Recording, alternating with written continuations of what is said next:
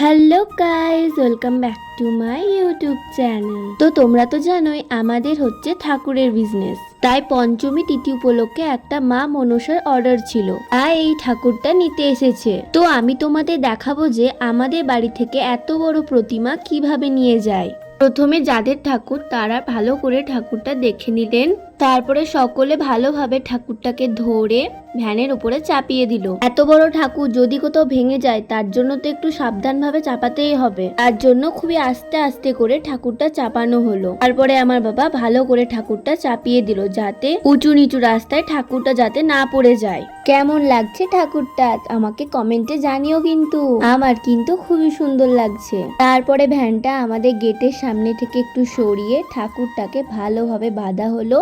তারপর আরো যে সমস্ত জিনিসগুলো ছিল, যেমন মা মনসার সাপ, ওটা ভ্যানের উপরে চাপিয়ে দেওয়া হলো। তারপর আমার বাবা প্রতিমার মুখটা ভালোভাবে ঢেকে দিল। আর এই ঠাকুরটা যেহেতু গঙ্গার ওপারে যাবে, তার জন্য আমার বাবা ঠাকুরটা এগিয়ে দিয়ে আসতে গিয়েছিল। আজকের মতো এইটুকুই, দেখা হচ্ছে আমার অন্য কোনো মিনি ব্লগে। Tata, bye bye. Please subscribe my channel.